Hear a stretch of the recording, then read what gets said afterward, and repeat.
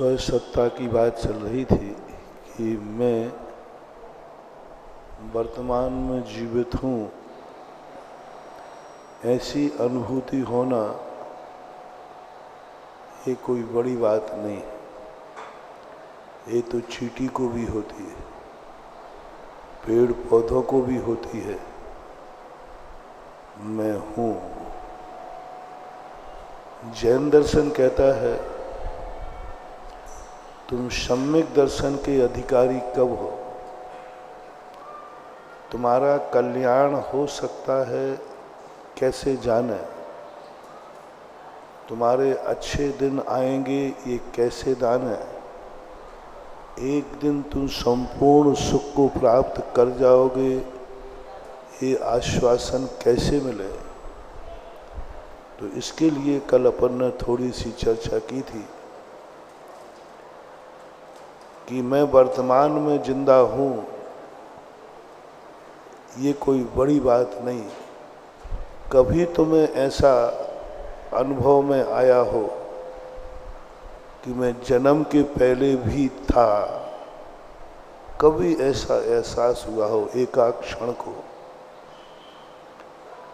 मैंने कल कह दिया था, गुरु के कहने पर नहीं, शास्त्र के कहने पर नहीं, भगवान के कहने पर नहीं, अपनी आत्मा में कभी ऐसा लगा हो कि मुझे ऐसा लग रहा है कि मैं इस जन्म के पहले भी इस दुनिया में कहीं था।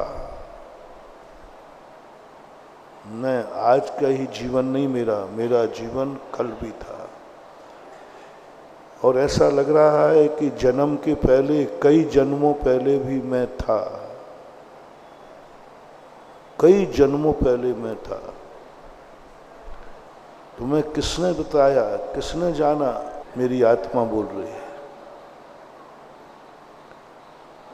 जब ये परिणाम तुम्हें शुरू हो जाए, ये अनुभूति तुम्हें शुरू हो जाए, समझ लेना अब तुम्हारा कल्याण बहुत जल्दी होने वाला है।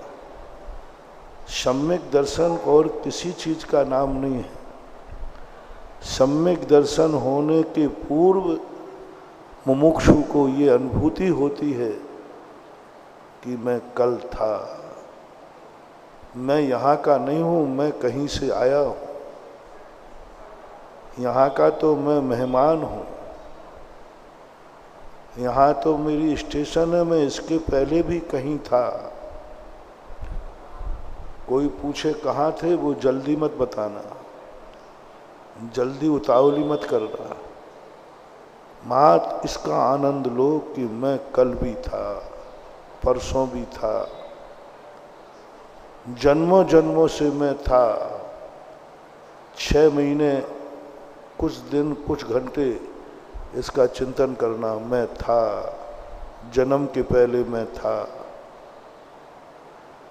आप देखना, आपको ऐसा दिखने लग जाएगा जन्म के पहले ही क्यों, मैं तो अनादि काल से था। बस ये जो अनुभूति एक बार आ जाए, लोग पूछते हैं आत्मानुभूति क्या चीज है? आप साधु लोग आत्मानुभूति करते हैं। कुछ नहीं महानुभाव, मैं बहुत सरल किए देता हूं। तुम्हें कभी ऐसा महसूस हो कि मैं अनादि काल से था, मैं कहीं से उत्पन्न नहीं हुआ हूं, मैं शाश्वत हूं?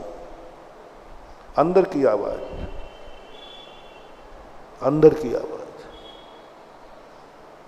अब कोई पूछे कि इसका आपने प्रमाण पत्र क्या है आपके पास, तो गुरु का जल्दी नाम मत ले लेना कि गुरु ने कहा है, अन्यथा वो कह देगा हमारे गुरु ने कहा है कि तू था ही नहीं। क्योंकि सबके अपने अपने गुरु होते हैं, तुम फिर कोई जवाब नहीं दे पाओगे। तुम ये मत कहना कि भगवान ने कहा है कि मैं कल था। नहीं, वो कहता मेरे भगवान ने कहा है नहीं था। कोई सहारा मत लो, ना शास्त्रों का, ना गुरु का, ना भगवान का। अपन लोग एक सबसे बड़ी भूल करते हैं, शास्त्रों की रटी रटाई बातें बोलते हैं, शास्त्रों की पढ़ी पढ़ाई बातें बोलते हैं। हम साधुओं ने आपको जो रटा दिया आप बोलते हैं और उसी को मान करके चल देते हैं, तुम भटक जाओगे। कुछ अंदर से बोलो, कुछ आत्मा से बोलो, कुछ स्वयं का बोलो कि तुम्हारी अनुभूति क्या बोल रही, तुम्हारा स्वयं का अस्तित्व क्या बोल रहा है।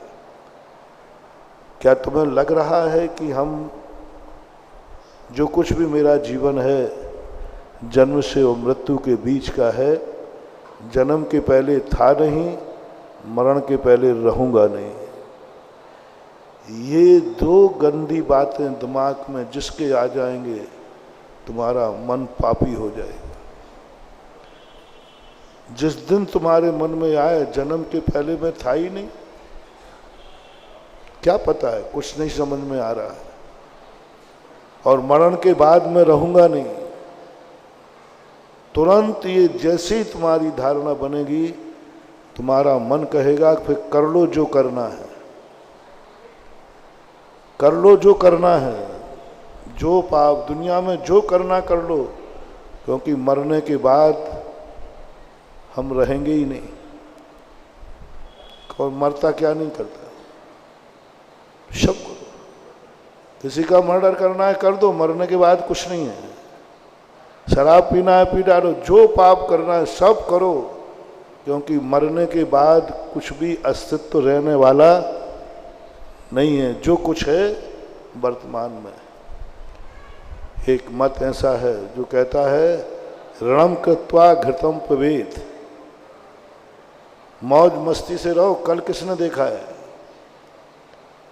विचार ही मत करो, काय का पंचकलना, काय का मंदिर, काय का ये सब प्रोपेगेंडा में पढ़ो ही मत, तुम तो मौज मस्ती करो, ऐस आराम से जियो।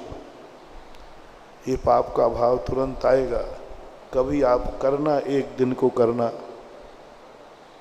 कि ना मैं मरण के बाद रहूंगा ना जन्म के पहले था। आपका इतने बुरे विचार होंगे, इतने बुरे विचार होंगे कि शायद उन विचारों को तुम खुद ही सोचोगे कि मैं इतना गंदा आदमी हूं, मैं इतना गंदा आदमी हूं,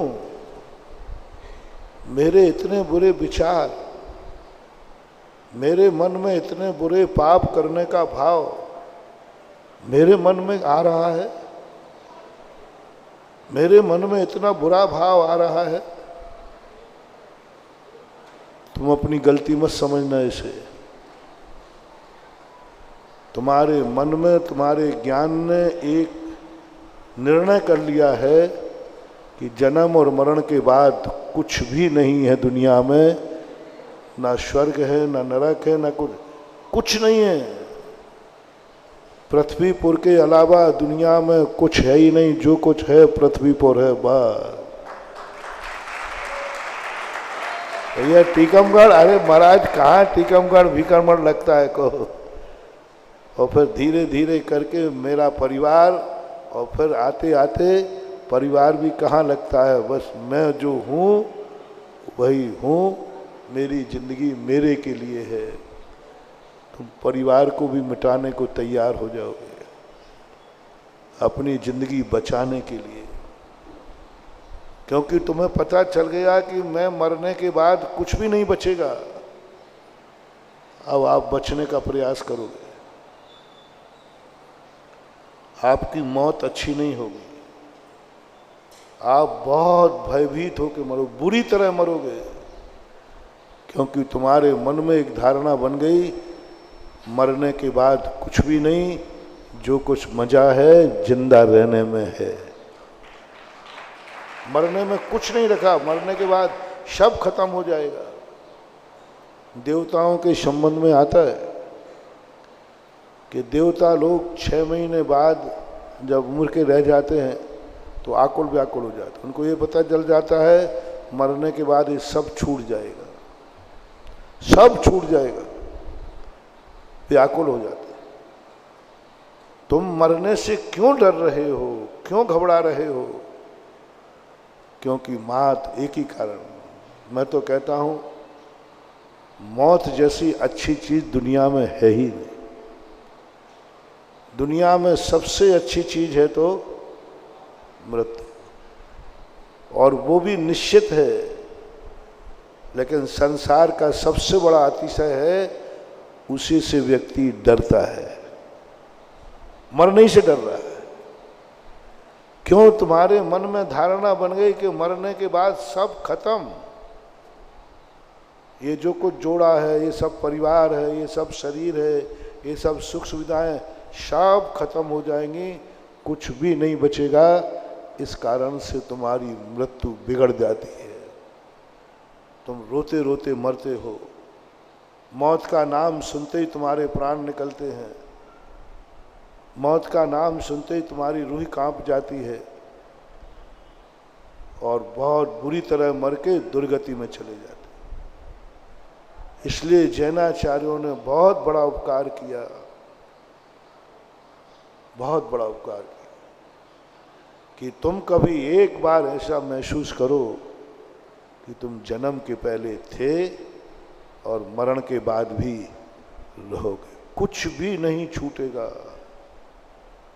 कपड़ा फट गया है, कपड़ा बदला जाएगा, मैं तो वही रहूंगा।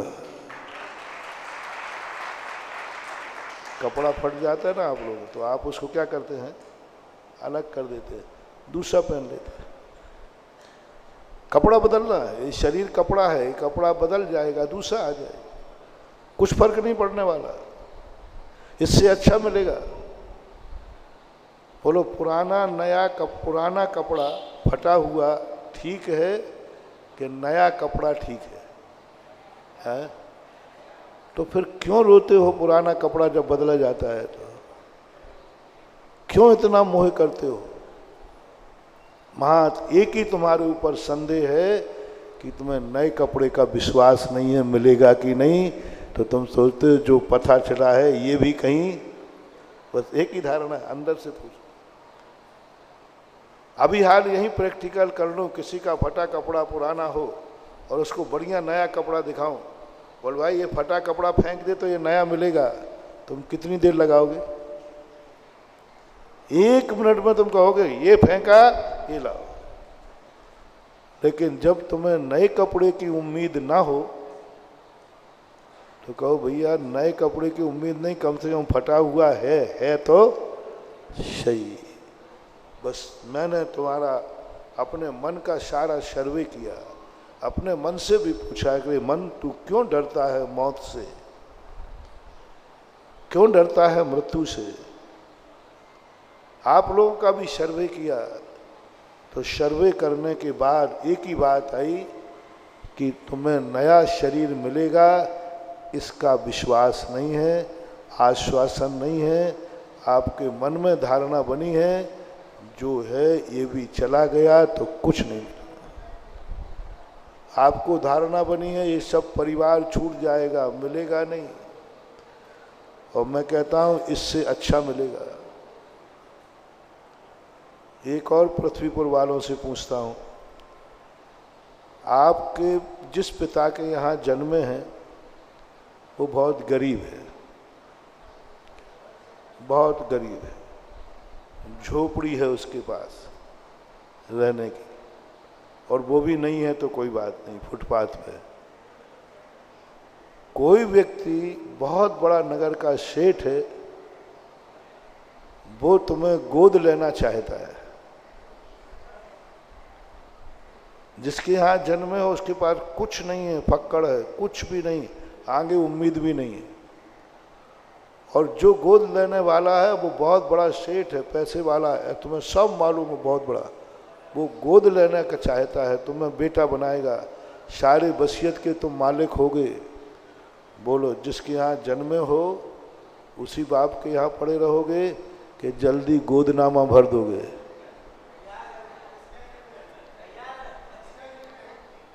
गोदनामा भर दोगे?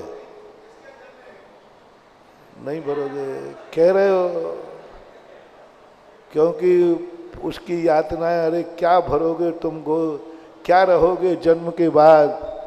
पृथ्वीपुर में कितने लोग हैं जिनके बाप जिंदा हैं और वे उनको छोड़कर अलग रहते हैं। मैं कोई बात बोलता हूं बिना प्रमाण के नहीं बोलता हूं, प्रमाण है। कितने पिता हैं जो अभी जिंदा हैं और वो पृथ्वीपुर में बाप से अलग रहते हों या छोड़ करके अलग चले गए हों। ऐसा एक आध घर मिलेगा कि नहीं? हाँ भर दो, वो तो मैं खोज लूंगा, नहीं मिलेगा तो मिल ही जाएगा। ये क्या है? पिता जिंदा है, माँ जिंदा है, फिर अलग किसने कर दिया? एक बीवी ने, एक औरत ने। अरे तुम तो एक औरत के खातिर अलग हो जाते हो, मैं तो सेठ के खातिर अलग कर रहा हूं, बहुत बड़ी चीज। मैं तो सेठ के खातिर कर रहा हूं, तुम्हारा वंश सेठ का चलेगा। 90% लोग सेठ को स्वीकार करेंगे क्योंकि उसने जन्म लेने वाले पिता के दुख देख लिए। अलग कौन होता है? जिसको माँ बाप के साथ रहने में दुख नजर आता है, परेशानी नजर आती है, भविष्य अंधकारमय दिखता है कि माँ बाप के साथ रहने में हमारा भविष्य ठीक नहीं है, तभी वो अलग होता है। तो सब अलग हो जाएंगे, पर ये आश्वासन मिले तो सही महाराज। तुम्हें विश्वास नहीं है कि मैं ये परिवार छोड़ूंगा तो मैं दिव्य परिवार पाऊंगा, इससे बड़ा परिवार मिलेगा। ये विश्वास न होने के कारण तुम कहते हो जो है ये भी चला जाएगा बस। तो पूज्यवर समंतभद्र महाराज कहते हैं तुम्हें कुछ नहीं करना है, अपने भक्तों को, और कुंदकुंद स्वामी तो इस पर पूरा जोर देते हैं, अपने भक्तों को भक्त मत बनाओ, धर्मात्मा मत बनाओ। सबसे पहले इनको एक एहसास करा दो कि मरने के बाद भी तुम दुनिया में रहोगे, मरने के बाद भी तुम्हारा परिवार होगा, इससे अच्छा होगा। मरने के बाद भी तुम्हारा शरीर होगा, इससे अच्छा होगा। ये पुराना शरीर छोड़ने के बाद नए शरीर का इनका एहसास करा दो, फिर देखो इनकी जिंदगी क्या बनती है। फिर तुमसे कोई पाप नहीं हो सकेगा, तुम कोई बुरा नहीं कर सकोगे, तुम्हारा मन कभी बुरा नहीं करेगा। बस एक धारणा बनाना है कि मरने के बाद भी मुझे दुनिया में रहना है। आप किसी से द्वेष नहीं करोगे, आपका कसाय खत्म हो जाएगी। तुम्हें मालूम चल गया मुझे मरने के बाद दुनिया में रहना है, जल में रहकर मगर से, एक कहावत है ना, जल में रहकर मगर से बैर नहीं करना। जब मुझे दुनिया में रहना है, कहीं जाना नहीं है, तो इस दुनिया में बैर भाव नहीं करना, किसी को दुख नहीं देना क्योंकि वो मुझे दुखी देगा, किसी के जीवन को परेशान नहीं करना, वो मुझे करेगा, क्योंकि मरने के बाद भी मैं भी रहूंगा और वो भी रहेगा। यदि जिंदगी यहीं खत्म होना है तो निपटा दो, वो तुम्हें निपटा दे, किसने देखा मरने के बाद। एक सबसे बड़ा फायदा है आपके मन में बस एक धारणा आपको बनाना है। इस पंच कल्याणक के पूर्व, परसों से पंच कल्याणक चालू है 22 तारीख से, इन 2 दिन के अंदर आपको बस एक धारणा बनाना है कि मैं जन्म के पहले था और मरने के बाद रहूंगा। बस ये 2 चीजें बना, ये 2 चीजें बना लें तो गारंटी मेरी है, मैं ये नहीं पूछूंगा कि तुम जन्म के पहले कहाँ थे,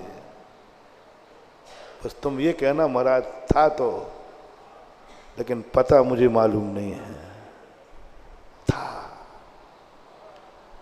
ये अनुभूति तुम्हें आ जाएगी, मैं यहाँ से नहीं हूँ महाराज, मेरे लग रहा है, बार बार मन में आता है मैं कहीं और था, वहाँ से आया हूँ। कैसे लग रहा है महाराज? मेरे संस्कार बोल रहे हैं, मेरे मन के विचार बोल रहे हैं, मेरा आचरण बोल रहा है। ये आचरण इस भाव के तो नहीं है। जैसे कल कहा था ना, मेरा मांस तो किसी ने त्याग कराया ही नहीं है। कल पूछा था ना, मांस का त्याग तुमने कब किया, किससे किया, क्यों किया? किसी ने नहीं किया। तुम्हारी तो छोड़ो, कहो मैंने ही नहीं त्याग किया। मैं याद कर लूं? तो नहीं, आचार्य जी ने तो नहीं कहा था, दीक्षा तो दी थी, मूल गुण तो दिए थे, लेकिन ये नहीं कहा था तुम मांस का त्याग करो। मुझे तो याद है नहीं है कि क्या है, और मैं याद कर रहा हूं किसी ने नहीं कहा था। महाराज लोग भी आए, उन्होंने भी नहीं कहा था, परिवार वालों ने भी, मुझे याद नहीं है।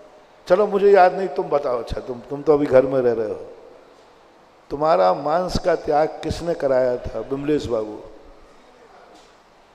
मांस का त्याग कब किया था और त्याग क्यों कराया था? इसका अर्थ तुम कहोगे महाराज कराया था त्याग, इसका अर्थ उसके पहले खाते थे। दोनों तरफ फंसोगे। यदि तुमने कराया कि कराया है तो तुम खाते थे, और या नहीं कराया है कहो मेरा किसी ने त्याग नहीं कराया, तो काय के जे नहीं, अभी मांस का भी त्याग नहीं है। बड़े बड़े नियम ले लिए, मुनि महाराज बन गए। अभी तुम मेरे से महाराज जी क्या बात है, आप मुनि बन गए, पीछे ले ले, इतने पद बन गए, और आपके मांस का त्याग आपने किया ही नहीं। अब नहीं किया तो मैं क्या करूं? जबरदस्ती कहूं, झूठ बोलूं क्या? चलो मैंने नहीं किया तो नहीं किया, तुमने किया क्या? ये क्यों हुआ ऐसा? मैं मांसाहार क्यों नहीं किया मैंने आज तक? किसी ने त्याग भी नहीं कराया, मैंने त्याग लिया भी नहीं। नियम से ये संस्कार मैं पूर्व भाव से लेके आया हूं, अन्यथा हो नहीं सकता। जरूर ये संस्कार है, जरूर कहीं ना कहीं से मेरा यहाँ पर आना हुआ है। शाकाहारी मैं पूर्व जन्म में कहीं ना कहीं से मैं था। आज मेरा ये संस्कार बता रहा है। मेरे परिणाम भी नहीं हो रहे हैं, भाव भी नहीं हो रहे हैं, कोई मना नहीं कर रहा है, कोई मना नहीं कर रहा है, लेकिन मेरे भाव ही नहीं होते, परिणाम ही नहीं होते। कौन कर रहा है? मना भी नहीं कर रहा है कोई नहीं, लेकिन परिणाम ही नहीं होते कि मैं ऐसा भक्षण करूं। जरूर कोई ना कोई। विज्ञान कितना भी बड़ा हो जाए, विज्ञान कितना भी माने कि मैं परभाव नहीं है, आगे का भाव नहीं है। मैंने बड़े बड़े वैज्ञानिकों से, नास्तिकों से पूछा, नहीं है। आज तक कोई कंपनी तुमने ऐसी देखी? कंपनी में जो माल निकलता है, सब मटेरियल एक समान हो, तो एक समान निकलता है कि अलग अलग निकलता है? कंपनी की 10 गाड़ी निकली तो 10 एक समान एक रेट की होती है कि अलग अलग? कंपनी एक समान। कंपनी यदि एक है तो एक समान हो, पेन हो, पेंसिल हो, कपड़ा, सब एक समान होता है, कीमत की भी एक समान होती है। तो मनुष्य का जन्म जो होता है सबका एक समान होता है। एक कंपनी है, एक कंपनी है, फिर सभी लोग अलग अलग प्रकार के क्यों हैं? सबके सुख दुख अलग अलग प्रकार के क्यों हैं? बाप एक है, पिता एक है, माँ भी एक है, माँ बाप दोनों एक हैं, फिर दोनों बेटों के अलग अलग संस्कार क्यों? दो फूल सात फूले, किस्मत जुदा जुदा है, एक शीश पे चढ़ा है, एक धूल में पड़ा है। दो फूल सात, एक माँ बाप से जन्मे हुए दो बेटे, कंपनी एक है, कंपनी एक है, तो माल भी एक सा ही निकलना चाहिए। जब एक कंपनी से कोई माल निकलता है तो कहते सब भाई मेरी कंपनी का है, सब एक समान है, रेट भी एक होते हैं, क्वालिटी भी एक होती है, सब कुछ एक होता है। पर यहाँ पर कंपनी एक है, माँ बाप एक हैं, लेकिन माल एक नहीं है। यहाँ तक कि शरीर भी एक समान नहीं, एक काला भी हो सकता है और एक गोरा भी, एक लंबा भी हो सकता है और एक नाटा भी हो सकता है, एक आंखों वाला हो सकता है, एक अंधा भी हो सकता है। क्यों? कंपनी एक है, माँ एक है, माँ के उदर गर्भाशय एक है। जिस मटेरियल से शरीर बनता है वो मटेरियल भी एक है। मात पिता रज बीरज मिलकर बनी देह तेरी। जिस मटेरियल से प्रोडक्ट होता है ये शरीर, वह मटेरियल भी एक ही है, कोई अंतर नहीं। फिर अंतर क्यों? आज तक विज्ञान के पास कोई जवाब नहीं है। ये दो विचार क्यों? एक भाई आस्तिक है, एक भाई नास्तिक है। एक भाई मोक्ष जा रहा है और एक भाई भगवान को गालियां दे रहा है। मारीच का एक भाई भगवान के चरणों में दीक्षा लेकर के मोक्ष चला गया, और उन्हीं भरत चक्रवर्ती, ओहो, भरत चक्रवर्ती एक बहुत रिफाइंड कंपनी थी। उनके जितने बेटे थे प्राय सभी मोक्ष गए, पर उनमें एक बेटा मारीच भगवान का विरोधी कैसे निकल आया? कंपनी तो एक ही थी, चक्रवर्ती पिता था तो चक्रवर्ती ही थी, माता भी एक ही थी, एक माता थी। फिर भी एक अंतर कैसे आ गया मारीच का? जो भगवान को गालियां दे रहा है, भगवान के प्रति बुरा विचार कर रहा है, नास्तिक हो गया। कौन है ये? विज्ञान से पूछते हैं, विज्ञान कहता है मुझे पता नहीं ये दोनों में क्यों अंतर आ रहा है। कंपनी एक, मशीन एक, माल एक, अंतर क्यों आ रहा है? दोनों की फीलिंग अलग है, दोनों का सुख दुख अलग है, दोनों के रास्ते अलग है। प्रत्यक्ष उदाहरण आपके सामने है, रावण का और विभीषण का। एक ऐसा, मंदोदरी ने यही तो बात कही थी रामचंद्र जी से कि तुम तो मर्यादा पुरुषोत्तम हो, इतने पक्षपाती क्यों हो? एक भाई को गले लगा दिया और एक भाई का गला उतार दिया, यानी एक को तो मार डाला और एक को। इन दोनों भाइयों में क्या अंतर था? दोनों एक माता पिता के बेटे थे, दोनों एक माता पिता की संतान थे, दोनों ने एक माँ का दूध पिया है, दोनों के शरीर में माँ के पिता का खून था। अंतर क्या है? समझो महानुभाव, क्या अंतर था? ये अंतर बता रहा है कि अतीत में कुछ घटना घटी है। वर्तमान में तो दोनों बेटों को माँ बाप ने अच्छी तरह पाला, संस्कार भी दिया, लेकिन एक नेचर से उग्र निकला और एक नेचर से शांत निकला। एक अधर्म का सहारा ले रहा है और एक धर्म का सहारा ले रहा है। ये जो विपरीतताएं बता रही हैं, ये बता रही हैं कि हम जन्म के पहले थे, अन्यथा ये भेद डालने वाला कौन? ये भेद डालने वाला कौन?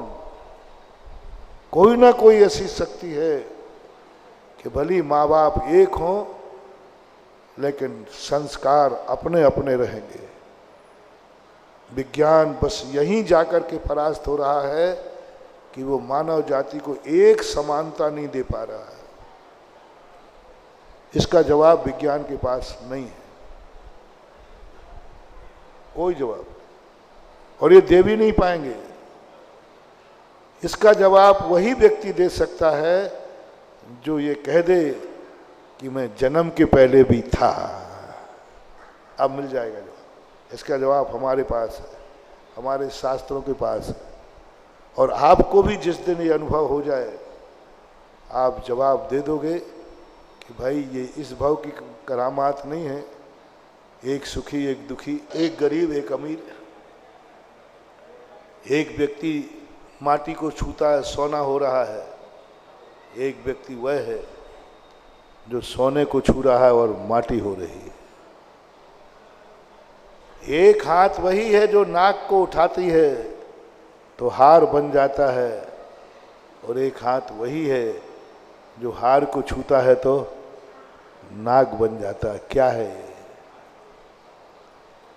मनोवती ने उठाया तो नाक का हार हो गया, और पति ने उस हार को छुआ तो हार का नाग हुआ। कौन है ये करने वाला? कोई जादू, कोई मंत्र तंत्र नहीं, कुछ ना कुछ है। मनोवती को मालूम नहीं कि मेरे में ये शक्ति कब आ गई। सांप तो सांप ही होता है, और हार तो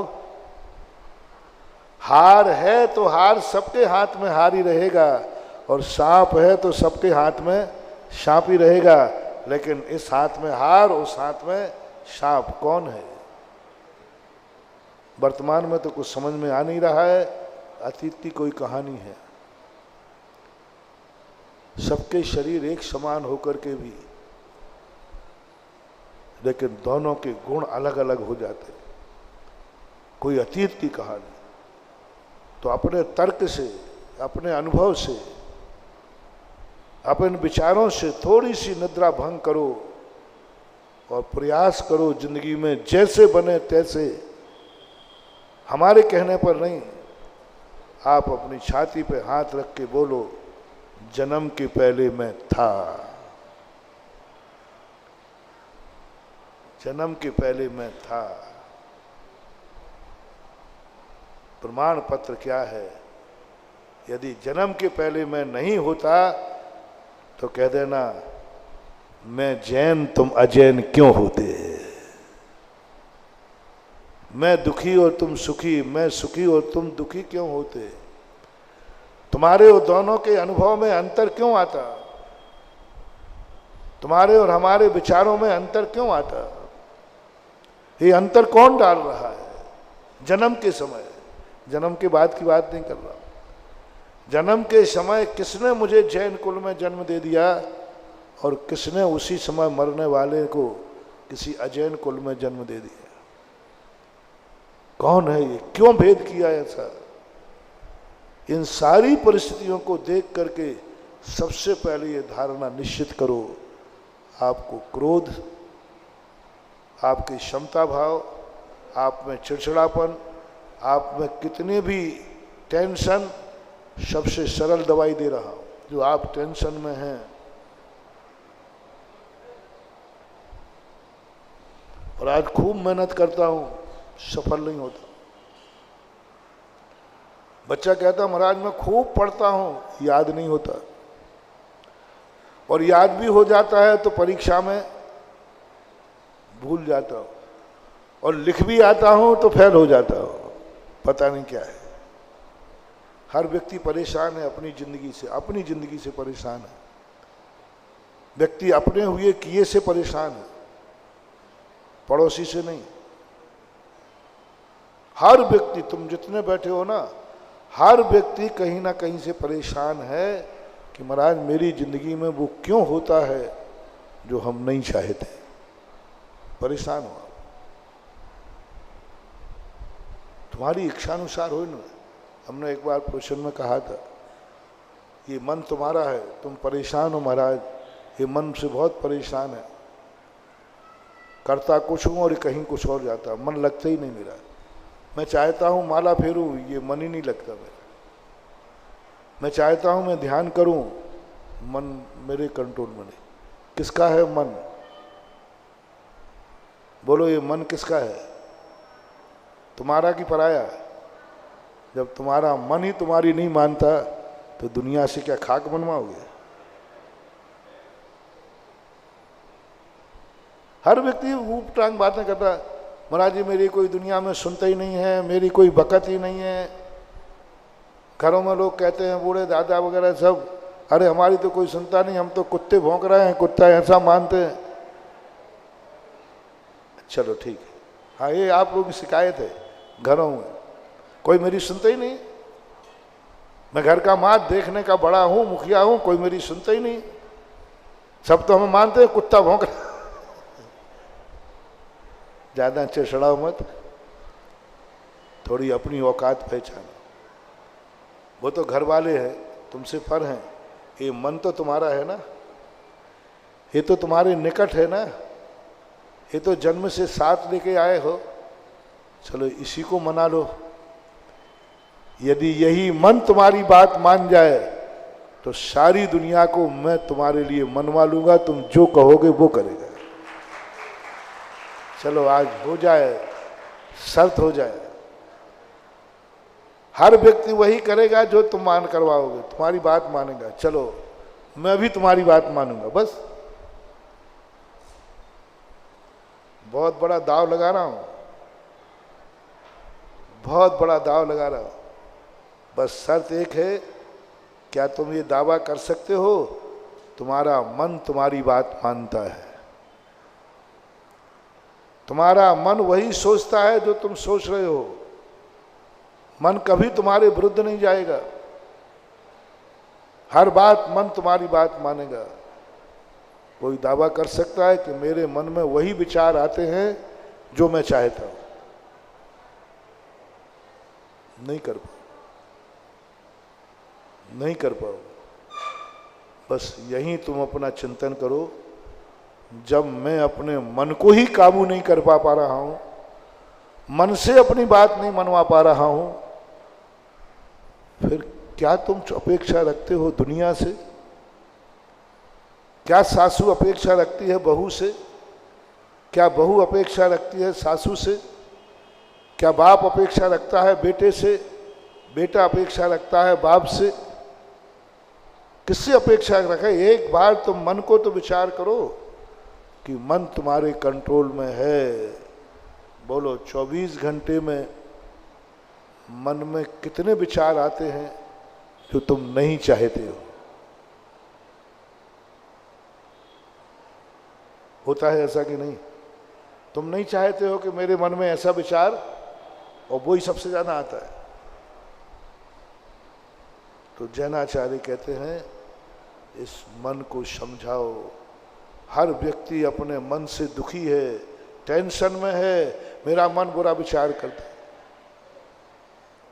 चलो मन चंचल है, ये आंखें तो तुम्हारी है कि दूसरे की?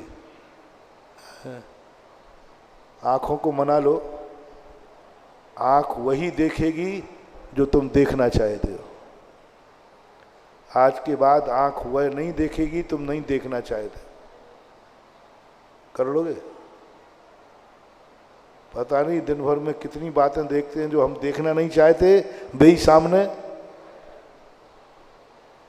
कानों को बस में करो कि कान वही सुनेंगे जो तुम सुनना चाहते हो। ये कान तुम्हारे हैं, वही सुनेंगे जो तुम सुनना चाहते हो। बोलो दिन भर में कितनी बातें हैं जो अपन सुनना नहीं चाहते, फिर भी सुनने में तुम जब अपने कानों को नहीं मना पा रहे हो। चलो महाराज आंख और कान और मन तो थोड़ी बंद थोड़ी कर लेंगे, चलो मुंह तो तुम्हारे हाथ में है चलाना। जिंदगी में वही बोलना जो तुम बोलना चाहते हो, पश्चाताप नहीं करना पड़े। मुख से गलत शब्द नहीं होने जो बाद में पछताना पड़े। ये मन भी सब कुछ हमारे पैर हमारे हाथ में नहीं, हमारे हाथ हमारे हाथ में नहीं, कुछ भी तो हमारे हाथ में नहीं। क्यों? ये टेंशन है। परिवार तुम्हारे हाथ में क्यों नहीं? टेंशन है। पड़ोसी मेरे अनुसार क्यों नहीं चल रहा है? टेंशन है। भगवान मेरी बात क्यों नहीं सुनते हैं? टेंशन है। गुरु महाराज मेरी बात क्यों नहीं सुनते? टेंशन है। मंत्र मुझे सिद्ध क्यों नहीं होते? टेंशन है। और इस टेंशन में तुम जिंदगी भर पागल होते होते मर जाओगे। कोई उपाय नहीं, मर जाओ। एक उपाय है, एक उपाय है कि तुम इतनी बड़ी धारणा बना लो, जन्म के पहले मैं था और उस समय जो मैं संस्कार लेके आया हूं, जो कर्मबंध मैंने किया है, वो कर्मबंध मुझे भोगना पड़ेगा। बस जे कर्म पूरब किए खोटे, कोई उपाय नहीं है शांति के लिए, कोई इलाज नहीं है शांति के लिए। जब भी अशुभ कर्म के उदय आवे, सबसे बड़ा कार्य तुम्हारा एक ही है कि तुम जन्म के पहले थे। बस इतना सा एहसास करो, अनुभव में लाओ। और थे तो तुमने कुछ ना कुछ तो किया है, और जो किया है वह हमें मिल रहा है। आज मैं दुखी हूं, तुम कहो आज मैं गरीब हूं, सिर फोड़ते फोड़ते मर जाओगे, कोई भी शांति नहीं मिलेगी, कोई शांति नहीं मिलेगी। बस एक बात सोच लो, मैं जन्म के पहले था।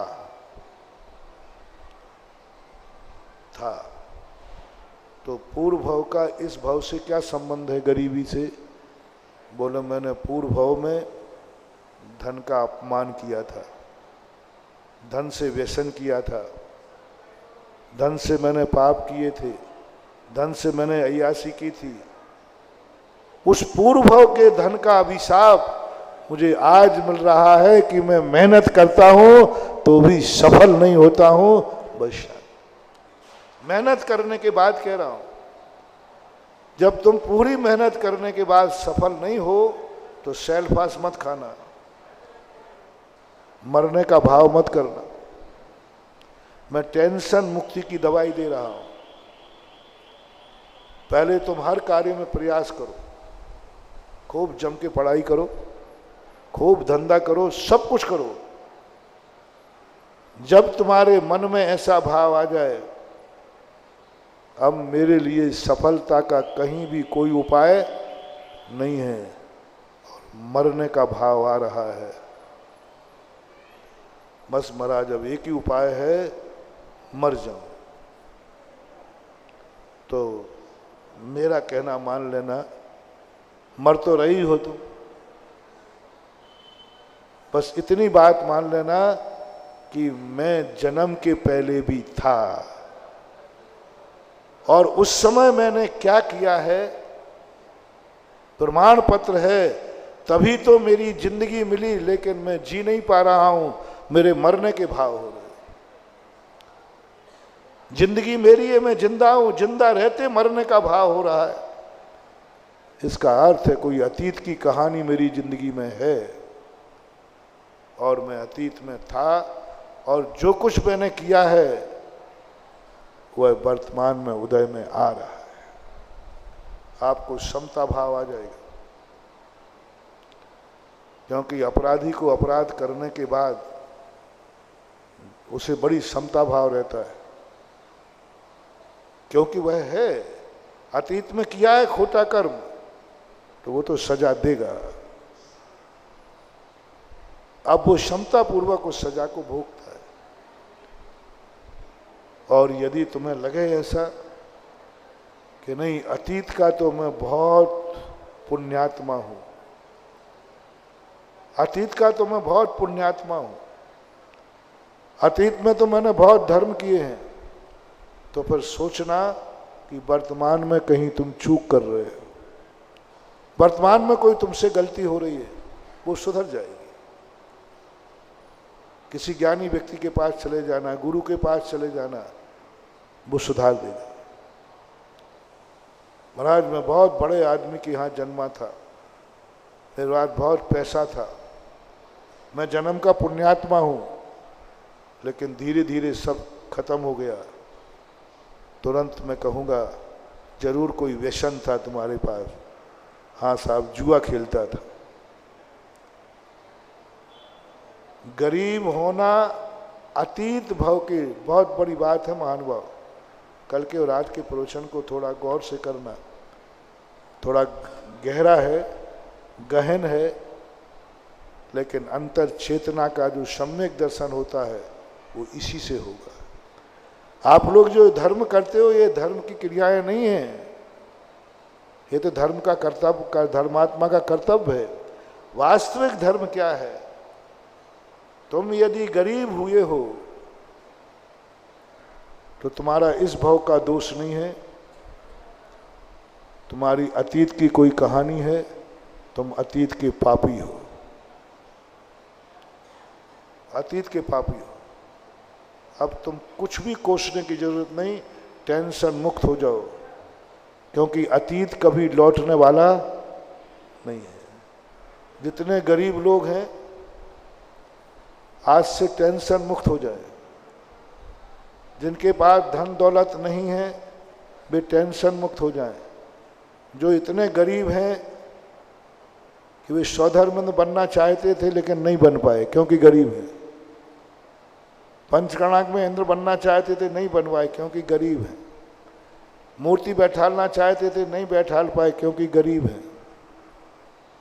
मेरे बाप की ही संपत्ति नहीं है इतनी, पूरी जिंदगी भर भी कमाऊं तो नहीं कमा पाओगे। ऐसे लोग कुछ होंगे यहाँ जो जिंदगी भर भी कमाएं तो भी 1 करोड़ इकट्ठा नहीं कर पाएंगे। होंगे कि नहीं ऐसे? कितने लोग होंगे ऐसे जिनकी बाप की संपत्ति भी पूरी बेचे तो 1 करोड़ की होंगे कि नहीं? पूरी संपत्ति बेच दे तो 1 करोड़ की नहीं है। जिंदगी भर जो उनका आज धंधा चल रहा है उसकी प्रॉफिट यदि देखी जाए तो जिंदगी भर भी 1 करोड़ इकट्ठे न कर पाएंगे। लेकिन स्वधर्मंद बनना है, और वो भी किसके सानिध्य में?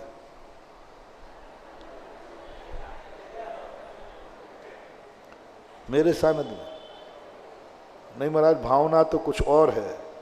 बोल दो बोल दो, आचार्य श्री के सानिध्य में। क्या मजा आ गया। भावनाएं तो बहुत ऊंची हैं। मुखड़ा देख ले रे दर्पण में, देख लो दर्पण में। महाराज के पास, आचार्य के पास लोग लाइन लगाए खड़े हैं, कंपटीशन कर पाओगे? कर पाओगे कंपटीशन? अभी कुंडलपुर में स्वधर्म में ना 1100 कलश का, कर पाओगे कंपटीशन? अरे वहां की तो छोड़ो, यही कंपटीशन कितने कर पाए? एक कंपटीशन वाला नहीं मिला, 2 मिनट में ही कुश्ती खत्म। वो कहते ना फाइनल सेमीफाइनल सब 5-10 मिनट में सब खत्म हो गया। कोई कुश्ती वाला था ही नहीं, कॉम्पिटिटर कोई था ही नहीं। एक आदमी ने थोड़ा कंपटीशन में ताल ठोका, वो भी पीछे। थोड़ा धक्का भी लगाने का प्रयास किया लेकिन नहीं लगा पाया, कंपटीशन हार गया, अकेला बचा। हरा करके जीतना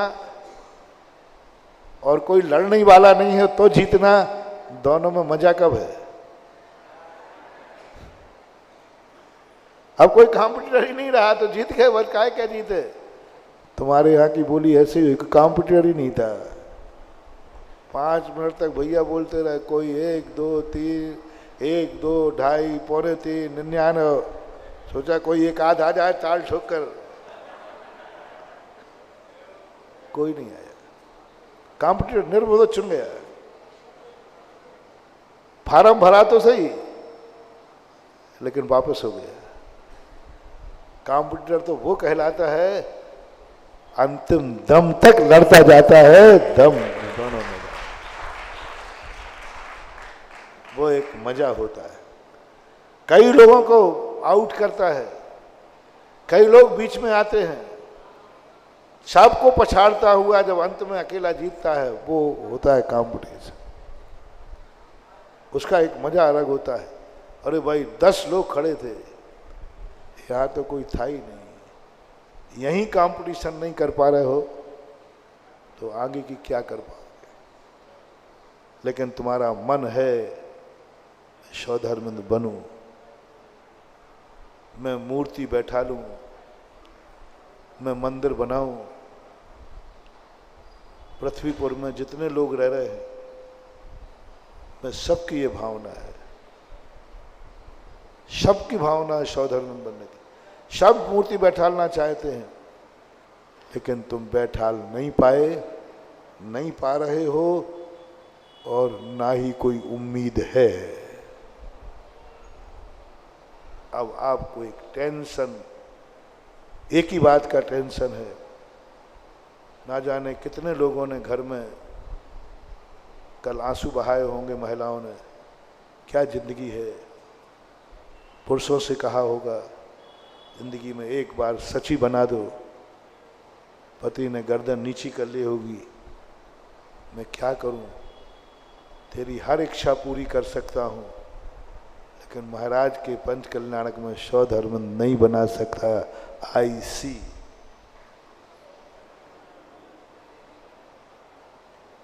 बोलो, कुछ गलत तो नहीं कह रहा हूं।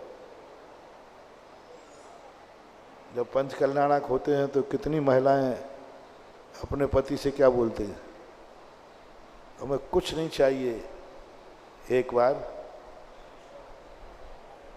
बोलती हो कि नहीं? बोलती है, बोलना ही चाहिए। बेटों से बोलती हैं, बेटा मुझे कुछ नहीं चाहिए, बस एक बार तेरा माता पिता तो बन गया, बन गई, एक बार भगवान के माता पिता बना दे, बस बेटा कुछ नहीं, कुछ नहीं चाहिए। हर व्यक्ति चाहता है पंच कल्याणक में माता पिता बनूं, कुबेर बनूं। कौन नहीं चाहता है कि मंदिर में मूर्ति विराजमान करूं, लेकिन तुम नहीं कर पा रहे हो, नहीं कर पाओगे। अब तुम टेंशन मुक्त हो जाओ, क्योंकि तुमने प्रयास कर लिया, पति से भी कह के देख लिया, तुमने अपने पति की कुवत भी देख ली कि वो बेचारा क्या करेगा, वो बेचारा क्या करेगा, सारी संपत्ति बिक जाए तो भी नहीं बना पाएगा, इसलिए इसको परेशान करना बेचारे को बंद करो। अब टोहना देना बंद करो। तुमने देख लिया जब तुम्हारी कुवत ही नहीं है, तो अब बिल्कुल टेंशन मुक्त हो जाओ। अब मेरी बात सुनो, तुम अतीत के बहुत बड़े पापी हो, अतीत के तुम बहुत बड़े व्यसनी हो, अतीत के तुम बहुत बड़े, चाहे महिला हो चाहे पुरुष हो, तुमने बहुत, आज जो तुम्हारी भावना है वो पूरी नहीं होना बता रहा है कि जन्म के पहले तुम क्या थे। अब दूसरी बात पे आ रहा हूं। पहली बात मैंने क्या कही थी कल और आज, कि तुम्हें अंदर से एक बार अनुभव में करना है मरने के पहले कि मैं जन्म के पहले दुनिया में था। मेरे कहने पर नहीं, शास्त्रों के कहने पर नहीं, मैंने कल कह दिया था, भगवान के कहने पर नहीं, एक अंदर से आवाज आ रही है, मैं कल था जन्म के पहले। मैंने कारण भी बताए, क्योंकि कुछ संस्कार मेरे ऐसे हैं जिन संस्कारों ने किसी ने नहीं दिया फिर भी मेरे पास है, इसका अर्थ है कि ये पूर्व भोग है। और अब तुम क्या थे, ये एड्रेस दे रहा हूं। तुमसे पूरी मेहनत कराई है, पूरा परिश्रम कराया है, ताकत लगाओ, पंचगणक में बोली लेना है, लगाओ ताकत। मेरे हर भक्त से कहना है कंपटीशन जरूर करना, कंपटीशन में मत छोड़ना। मैं हर भक्त से कहता हूं, हर गरीब से कहता हूं कि जिस दिन बोली लगे उस दिन जरूर पंडाल में आना।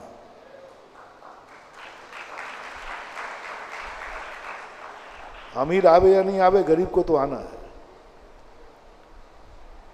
और क्या सोच के आना, भाई आज जल्दी क्यों जा रहे हो?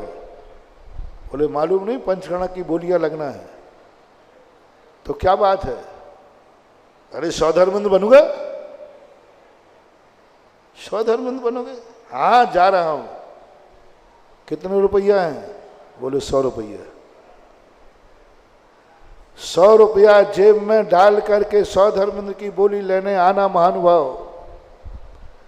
100 रुपया डाल करके जेब में मंदिर की बोली लेने आना महानुभाव। 100 रुपया जेब में डाल करके शांति धारा की बोली लेने आना महानुभाव। इससे ज्यादा तुम्हारी औकात नहीं है। अब बिल्कुल बैठना। बोले भाई तुम ऐसे बिल्कुल कंपटीशन में आया हूं, बोली लूंगा। और बोली शुरू ही हुई 50 लाख से। कहाँ 100 रुपया और कहाँ घबराना नहीं है। तुमने जो हौसला बुलंद किया है ना, बस तुम्हारे अच्छे दिन आने वाले हैं। तुम हताश नहीं हुए। सबसे बड़ी कमजोरी तो हम अपने आप को सबसे पहले हताश करते हैं। हम कहाँ लगते हैं? हमारे पे ये 100 रुपये की औकात है, कहाँ मिलेगी? अरे क्यों घबराता है? 100 रुपये की औकात है तो सही, तो 100 की सही क्या बात हो गई? कंपटीशन करूंगा, उसके बाद नहीं होगा। अब तुमने सारे प्रयास कर लिए, सब कुछ हो गया, तुम्हारे नाम बोली नहीं हुई, बहुत आगे निकल गई। अब तुम्हें दूसरा मौका दे रहा हूं आलोचना की। मेरी भावना थी फिर भी मैं नहीं ले पाया, इसका अर्थ है मैंने अतीत में कोई खोटा किया है। आज तो कोई खोटा किया नहीं, आज तो मैंने बुरा भाव किया नहीं, आज तो मैं बोली लेने के लिए आया था। आज तो मेरे से कुछ बुरा हुआ ही नहीं। पूरी जिंदगी में मैंने खोटा काम नहीं किया, कभी बुरा काम नहीं किया, कोई व्यसन नहीं किया। जरूर कोई अतीत की कहानी है और तुरंत निर्णय करना, मैं अतीत का पापी हूं। मेरे पास धन था लेकिन मैंने उससे अय्यासी की। आज मेरे पास इतनी औकात नहीं है कि मेरे नगर में पंचकल्याण हो रहा है, आज मैं एक बोली लायक भी नहीं हूं। आज मैं कोई मंदिर बन रहा है, उसमें एक वेदी मूर्ति बैठाने लायक नहीं हूं। आज मेरी औकात नहीं है कि मैं शांति धारा कर सकूं। क्यों?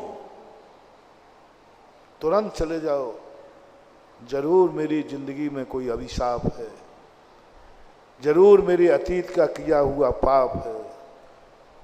मैंने खोटा कर्म किया था, मेरे पास धन था लेकिन मैंने उस समय किसका परिणाम है मालूम? उपयोगिता ह्रास नियम, एक इकोनॉमिक्स का सिद्धांत है, उपयोगिता ह्रास नियम। जो वस्तु तुम्हें जिसका उपयोग करने को मिले, यदि उसका उपयोग नहीं करोगे तो वस्तु तुम्हारी जिंदगी से खत्म हो जाएगी। जो वस्तु तुम्हारे पास है, जो शक्ति तुम्हारे पास है, मोटिवेशन, जो शक्ति तुम्हारे पास है, उस शक्ति का तुमने प्रयोग नहीं किया, वह शक्ति तुम्हारी जिंदगी में खत्म हो जाएगी। फिर तुम वो कभी नहीं कर पाओगे।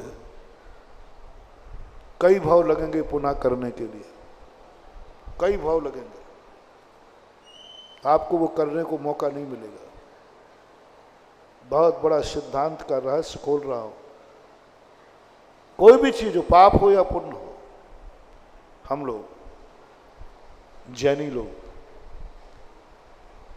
तुम में मांस खाने की शक्ति है कि नहीं? बोलो, बोलते नहीं हो? है। लेकिन तुमने कहा इस शक्ति का मैं उपयोग नहीं करूंगा, मेरे में मांस खाने की शक्ति है लेकिन जिंदगी में कभी नहीं खाऊंगा। प्रकृति कहते जा 100 भवों तक तुझे ऐसा कुल मिलेगा जहां मांस ही खाने को नहीं मिलेगा। हमने कहा था ना कि तुम मांस क्यों नहीं खाते हो? तुमने त्याग क्यों नहीं किया है? जन्म से ही क्यों ऐसे कुल में आए जहां मांसाहार नहीं होता? ये अतीत की कहानी है। तुमने कहा था कि मैं खा सकता हूं, खाने का निमित्त है, सारा परिवार खा रहा है, जाति खा रही, सब दुनिया खा रही है, लेकिन मैंने नियम लिया था ये पाप मैं नहीं करूंगा, मैं कर सकता हूं। कर्म ने कहा ठीक, जा 100 भवों तक भी अब तुझे ये पाप करने का निमित्त ही नहीं मिलेगा। जिसने गुटखा त्यागा, शराब त्यागी, तुम शराब पी सकते हो कि नहीं? बोलते नहीं। चलो मेरी बताओ, मैं पी सकता हूं कि नहीं? अरे पीने की अब मनाही, कोई क्या मनाही थोड़ी है। लेकिन मैंने नियम लिया कि मर जाए लेकिन कभी भी नशे के प्रति भाव भी। अब कर्म कहता है जा तुझे 100 भवों तक ऐसा स्थान मिलेगा जहां शराब का तुझे दर्शन भी नहीं होगा, क्योंकि मैंने उपयोगिता का नाश किया है। मैंने अपनी उपयोगिता का नाश किया। पी सकता था लेकिन मैंने नकार दिया। अब कर्म कहता है 100 भवों तक तुझे ऐसी कुल जाति मिलेगी जहां शराब का दर्शन ही नहीं होगा। ये अच्छा हुआ कि बुरा हुआ? बोलो ना, अच्छा हुआ। ये है तुम्हारे लिए, तुम्हारे शराब ने तुम्हें अभिशाप दिया है कि जा तू ऐसे कुल में पैदा होगा जहां मांस शराब नहीं खाना पड़ेगा। ये अभिशाप है जैनियों को, मांस का और शराब का अभिशाप। नहीं मिलेगा तुझे, क्योंकि तू पी सकता था लेकिन तूने खा सकता था, तू चींटी को मार सकता था। ओहो, गजब के सूत्र मानवा, आनंद आता है। तू चींटी को मार सकता था, पैरों से कुचल सकता था जीवों को। तूने नियम लिया, नहीं, मैं किसी के पैरों से किसी की जिंदगी नहीं कुचलूंगा। कर्म कहता है तेरे में योग्यता है मर्डर करने की, तेरे में शक्ति है चींटी को कुचलने की, उपयोगिता कर, उपयोग कर, पैर से चींटी को कुचल दे। नहीं कुचलूंगा मैं। वो जो चींटी को मारने की जो शक्ति है ना, वो कर्म हमें कहेगा जा तुझे ऐसे ऐसे स्थान पर भेजता हूं जहां तेरा चींटी पे पैर भी पड़ जाएगा तो नहीं मरेगी, ये वरदान तुझे। हम अभिशाप हो गए उसे, हम सोचे अभी हमारी भाषा में हम अभिशाप कह रहे हैं उसे। ऐसे महाराज हैं, ऐसे देवता हैं। देवता के पैर से कभी चींटी नहीं मरती यदि वो मारना नहीं चाहे तो, नहीं मरती। कितनी पर्याय ऐसी जिनसे जीव नहीं मरते, मरते ही नहीं। क्यों? क्योंकि जिस समय उनको जीवों को मारने की शक्ति थी और उन्होंने जीवों को नहीं मारा, तो कर्म ने कहा इसकी यह शक्ति छीन लो और ऐसी दशा दे दो जहां इसको किसी जीव को मारने का भाव ही नहीं आएगा, मार ही नहीं पाएगा। जितनी बुरी रातें जैन दर्शन ने छुड़ाई हैं, उससे नहीं छुड़वाएं जो बुरा कर ही नहीं सकता। जो पाप तुम नहीं कर सकते उस पाप का त्याग नहीं कराया। कौन से पाप का त्याग कराया? बोलो, जो पाप तुम कर सकते, जो हिंसा तुम कर सकते हो, तुम झूठ बोल सकते हो, तुम झूठ बोल सकते हो। नियम ले लिया, मैं झूठ नहीं बोलूंगा। ये कर्म, ये प्रकृति तुम्हें कहेगा तू झूठ बोलने की शक्ति थी, तूने नहीं बोला, जा मैं तुझे ऐसे पर्याय में भेजता हूं जहां तू झूठ बोल ही नहीं सकेगा। बोलना ही नहीं पड़ेगा, बोलना ही नहीं पड़ेगा, तुझे ऐसा वरदान मिलेगा। तू जाकर के चोरी, तू चोरी कर सकता है कि नहीं? आप लोग बोलो, चोरी कर सकते हो कि नहीं? थोड़ा बाजू वाले जेब में से निकाल के बताओ। कर सकते हो। और पृथ्वीपुर के तो नंबर 1 के, हाँ, और मेरे भक्त तो नंबर 1 के चोर हैं। कर सकते, मुझे विश्वास है, मेरे भक्तों पर विश्वास है कि वो चोरी कर सकते हैं। चोरी करने की कला है, ऐसे करेंगे कि पता भी नहीं चलेगा। हाँ, मेरे भक्तों के एक गॉड गिफ्ट है, वो ऐसे चोरी करेंगे कि पता भी नहीं पड़ेगा और चोरी कर लोगे। लेकिन भक्तों ने कहा, मैंने कहा भक्त तू चोरी कर सकता है, लेकिन क्या भाव है? बोले महाराज मैं चोरी कर सकता हूं, लेकिन नियम लेता हूं आज के बाद चोरी नहीं करूंगा। कर सकता हूं उसकी बात कह रहा हूं, जो चोरी नहीं कर सकता निकम्मे की बात नहीं कर रहा हूं। चोरी कर सकता है, बस यहीं से होता है वरदान शुरू। प्रकृति कहती क्या किया तूने? तू चोरी कर सकता था और तूने चोरी नहीं की। हाँ मैं चोरी नहीं कहूंगा, तो तूने चोरी करने की शक्ति का हनन किया है। जा तुझे ऐसी पर्याय में भेजता हूं जहां तुझे चोरी की जरूरत ही नहीं। ये देव जितने होते हैं ना, देव चोरी नहीं कर सकते, करते नहीं, वहां ताले नहीं लगते, क्योंकि वो चोरी का, जब उनको चोरी करने की शक्ति मिली थी उन्होंने चोरी करने का त्याग कर दिया था। इसलिए वो देव पर्याय में है कि वहां चोरी करना ही नहीं पड़ती। उनको भोग भूमि कल्प वृक्ष मिल गए, कोई चोरी करना नहीं, जितना चाहे वहां मिल जाएगा। हर व्यक्ति व्यभिचार कर सकता है, व्यभिचारी हो सकता है, पर स्त्री पर पुरुष में व्यभिचार कर सकता है। जैनी असमर्थ नहीं है, जैनी असमर्थ नहीं है। शेठ सुदर्शन है, लेकिन नियम ले लिया, मैं कभी पर स्त्री से व्यभिचार नहीं करूंगा। कर्म कहता है क्या बात है, तुम व्यभिचार कर सकता था, तेरे में व्यभिचार करने की शक्ति थी और व्यभिचार करने का मौका मिला तुझे, तूने नहीं किया। जा तुझे ऐसी दशा में भेजता हूं जहां तुझे व्यभिचार करने की जरूरत ही नहीं पड़ेगी।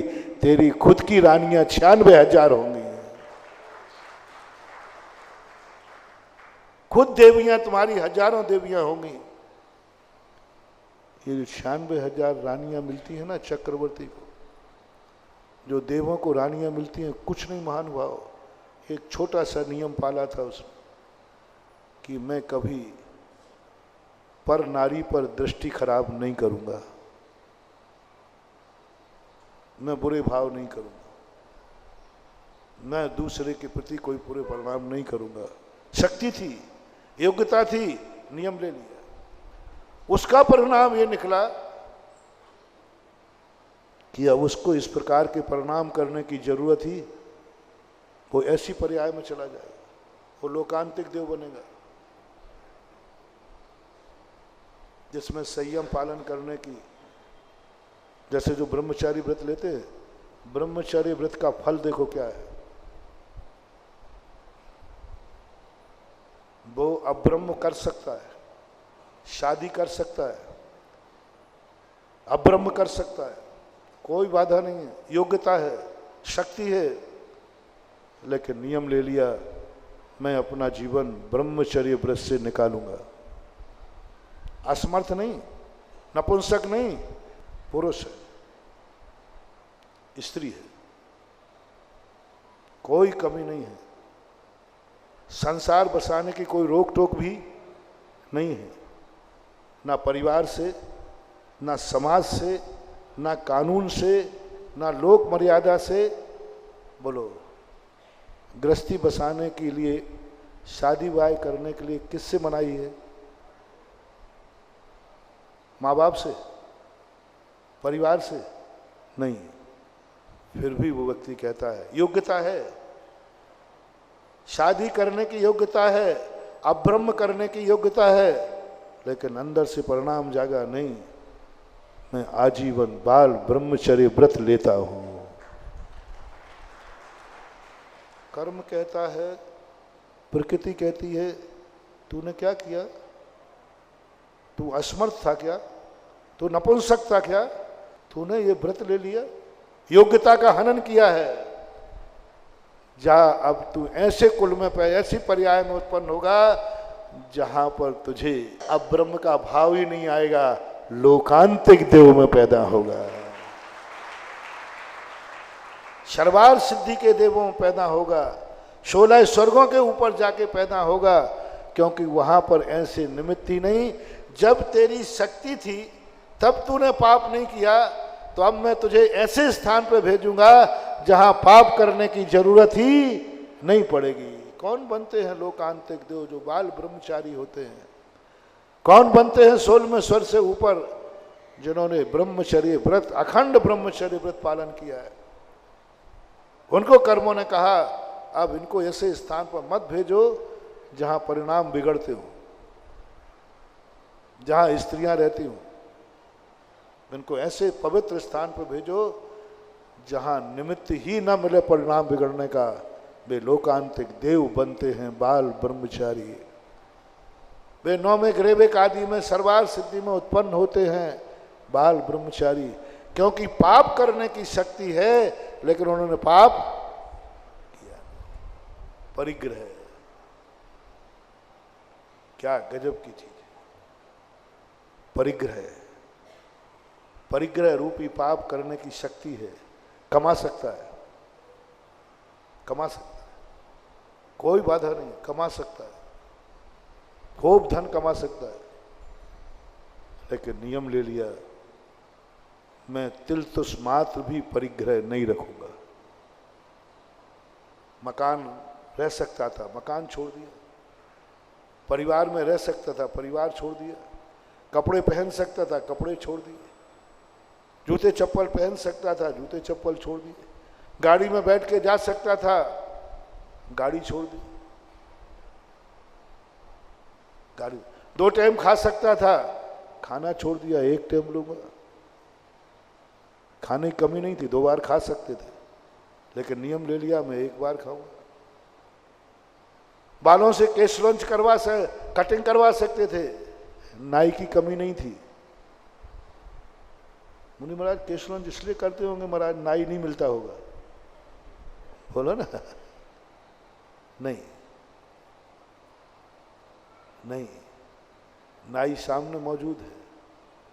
नहीं, मैं कटिंग नहीं कराऊंगा, मैं केशलंच करूंगा। गाड़ी सामने खड़ी है, मैं पैदल चलूंगा। जूते चप्पल सामने है, मैं नंगे पैर चलूंगा। भोजन सामने है, मैं 1 टाइम खाऊंगा। ये क्या है? सब योग्यता है, मिल रहा है तो भी त्याग दिया। कर्म कहता है जब तुझमें परिग्रह की योग्यता थी, तूने परिग्रह को नकार दिया। जा, मैं तुझे ऐसी शक्ति दूंगा कि ना तुझे खाने की जरूरत पड़ेगी, ना पहनने की, तो भी तेरा शरीर अकाल में मौत नहीं होगी। अकाल में मौत नहीं होगी, कोई नहीं मार सकता, कोई परिग्रह की जरूरत ही नहीं पड़ेगी। एक पूर्व कोटि वर्ष तक भी एक दाना ग्रहण नहीं करते, फिर भी उनका शरीर कृश नहीं होता, कोई कुछ नहीं बिगाड़ सकता,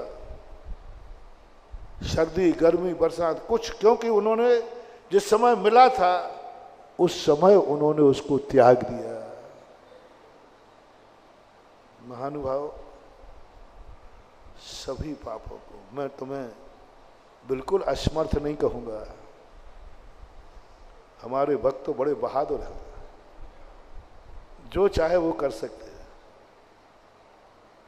मैं जैनियों को, मैं बहुत लोगों से कहता हूं, हमारे जैनी अहिंसक हैं लेकिन कायर नहीं है। कायर मत समझना, जैनी के पास वो ताकत है कि मर्डर भी कर देगा और अर्थी में भी चला जाएगा, लेकिन जैनी करता नहीं है, अहिंसक है। आप अपनी लिस्ट बनाएं, आज का होमवर्क, आज का होमवर्क, आप क्या क्या पाप कर सकते हैं। बुरा कार्य पूछो, जो कार्य नहीं कर सकते हो उसको लिस्ट में नहीं लिखना, जो तुम्हारी कुवत से बाहर हो वो लिस्ट में मत लिखना। 5 पापों में से तुम्हें लिखना है कौन सा पाप तुम कितनी सीमा तक कर सकते हो। कोई बाधा नहीं है तुम्हें पाप करना, तुम जुआ खेल सकते हो, शराब और मांस तुम खा सकते हो, पी सकते हो, चोरी डकैती तुम कर सकते हो, सब पाप लिखो तुम क्या क्या कर सकते हो। बस वही लिस्ट में के पास लेके आ जाना, महाराज जी मैं इतने पाप कर सकता हूं, मैं इतने पाप कर सकता हूं, ये तुम्हें लिखना है। और पाप करने का आशीर्वाद लेने आना है तुम्हें। महाराज आशीर्वाद दो, आपका चेला हूं ना, इतने पाप मैं कर सकता हूं। बस गुरु महाराज यही नोट लगा देंगे, जो जो पाप तुम कर सकते हो बस यही पाप नहीं करना ही गुरु की उपलब्धि है। जो तुम नहीं कर सकते थे उसके लिए गुरु की क्या जरूरत, क्योंकि तुम कर ही नहीं सकते, तुम्हारी कुवत में ही नहीं है। पाप वो छोड़ना है जो तुम कर सकते हो। एक अंधा व्यक्ति को कहे कि भाई महाराज जी मैं 80 साल का हो गया, आप बहुत दिन से कहते थे, कई बार कहा पिक्चर नहीं देखना, आज मैं छोड़ता हूँ पिक्चर देखना। मैंने बोले क्यों छोड़ रहा भाई आज, पहले क्यों नहीं छोड़ा? बोले 4 बार मोतियाबिंद का ऑपरेशन करा लिया फिर भी ज्योति नहीं आई। तो मैंने सोचा महाराज जी भी खुश हो जाएंगे और हमारा प्रभाव भी सुधर जाएगा। अब क्या त्याग है? क्षमा शोभती उस भुजंग को जिसके पास गरल हो, उसको क्या जो दंतहीन विष रहित विनीत सरल हो। पाप करने की शक्ति हो और पाप मत करो। वो सांप कहे जो कोबरा है मैं तुम्हें नहीं काटूंगा, तो बात बनती है। कौन सा सांप कह रहा है? सपेरे का सांप, सपेरे की डोली में होता है ना सांप, उसके दांत निकाले, और वो सांप कहता है जा जा मैं तुझे छोड़ता हूं। क्या छोड़ता हूं? क्या छोड़ता हूं? तू तो काट ही ले। अब आपको सबसे बड़े वो नियम लेना है अपनी जिंदगी में जो तुम कर सकते हो। पापों का अभिशाप लो कि पाप करने की शक्ति ही तुम्हारे पास न रहे, ऐसा तुम्हारे लिए स्थान मिले। और आज तुम्हें जो जैन कुल मिला है, पृथ्वीपुर मिला है, अतीत में तुमने एक नियम लिया था, तुम मांस खा सकते थे, तुम्हारी पार्टी में था, तुम्हारी जाति में था, तुम बारात में थे सब, लेकिन तुमने कहा नहीं खाऊंगा, मरते मर जाऊंगा लेकिन मांस नहीं खाऊंगा। तो कर्म ने कहा जा तू पृथ्वीपुर में जैन कुल में जन्म, जहां खाना ही नहीं पड़ेगा। इस पाप का अभिशाप कहो या वरदान, अपन इसको वरदान बोलेंगे। गॉड गिफ्ट, गॉड गिफ्ट मिले। भारत देश में जन्म मिला, यहां जन्म, गॉड गिफ्ट मिला आपको।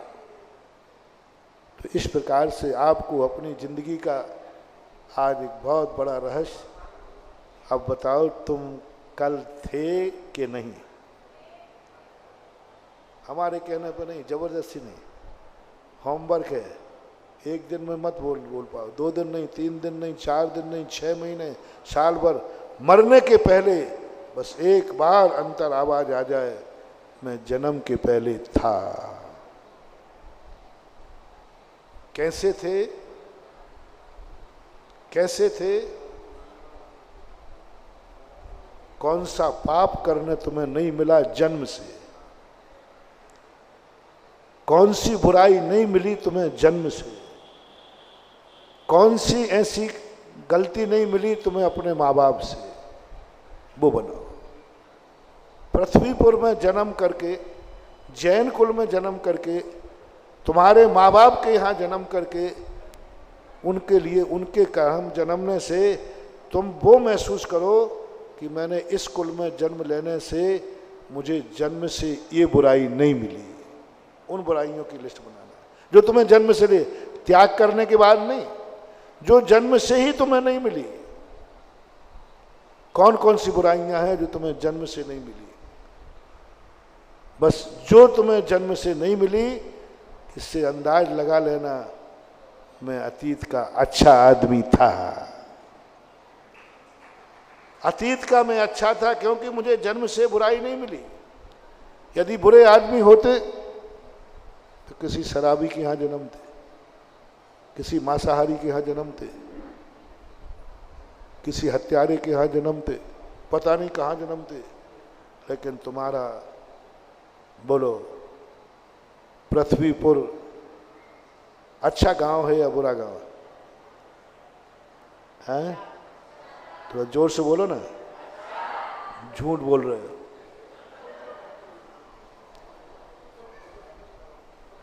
थोड़ा धन दौलत कम है, थोड़ा ही ज्यादा आते ही शहर को भागोगे। इसका अर्थ है कि पृथ्वीपुर से तुम, मजबूरी है, गांव में पड़े हो, तुम अंदर से नहीं मान रहे, मजबूरी है, मजबूरी है तुम्हारी। यदि पृथ्वीपुर अच्छा है तो दूसरा एग्जाम दीजिए। आपके बेटे के बहुत अच्छे नंबर आए हैं और विदेश से ऑफर आया है 50 लाख रुपए का, 50 लाख रुपए का ऑफर आया है महीने का, और पृथ्वीपुर रहोगे तो 5 लाख रुपए का ऑफर है। फैसला बताओ, बेटे को कहां भेजोगे?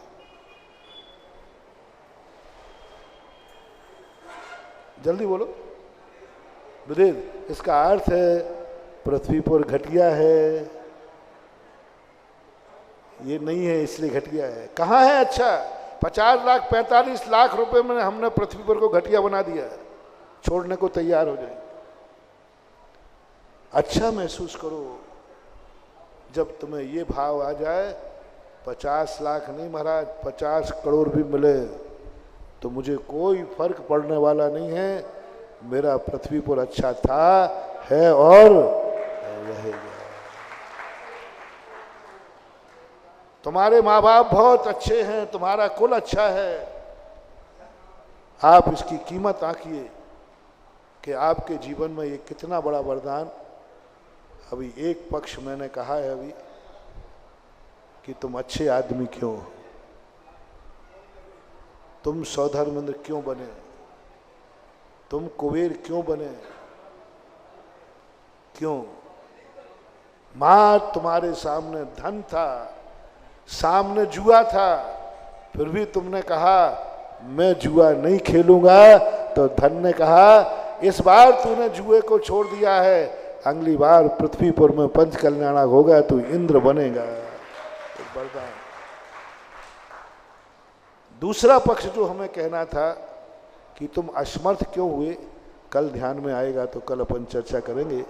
आज समय पूरा हो गया। महावीर भगवान है।